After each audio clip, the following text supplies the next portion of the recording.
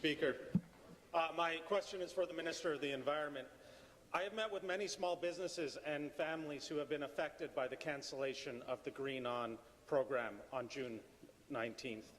Like Michael Braby, who owns a small business, Aubin Windows and Doors, and his customers who were supposed to receive the rebates. The problem is, with how the government is withdrawing from this, is that there are so many contracts that it would take until January to finish them all.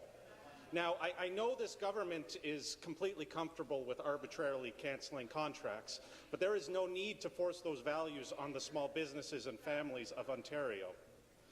Instead of cancelling them with an October 31st deadline, will the minister work to extend it until January 31st, at least until all those contracts can be done that were entered into in good faith? To the Environment, Conservation and Parks. Mr. Speaker, I thank the member for his question. This is a government that has been quite responsive to the various parties that were involved in this program.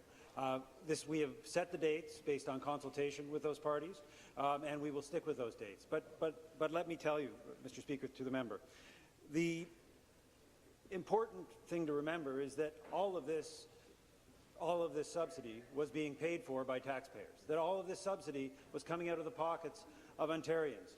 And the only responsible thing to do when we made the decision on behalf of Ontarians to cut the cap-and-trade carbon tax program was to end that program. So we've worked to do that on an orderly basis, and we will continue to do so. Supplementary. Thank you, Mr. Speaker. Again to the Minister of the Environment. Mike has lined up jobs for November, December and January that represent $177,000 in Green Ontario rebates. Those families who signed up in good faith before the sudden cancellation of the Green Ontario program, now those jobs are at risk. And Mike is just one of the many contractors across Ontario who are still being affected by this cancellation. The Premier promised to put money back in the pockets of Ontarians, so why is he taking thousands and thousands of dollars out of the pockets of Ontario families and out of the pockets of small businesses in Ontario? Minister.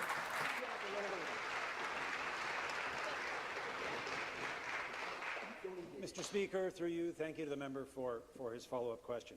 Mr. Speaker, what the NDP don't appreciate is that the money for Mike is coming from 10,000 other Mikes, from 10,000 other Marthas, from Ontarians across the province who are tired of paying a tax to prop up a subsidy program and to prop up a carbon tax cap-and-trade program that is not working. So, Mr. Speaker, with respect, we will stick with our October 31st deadline. Thank you.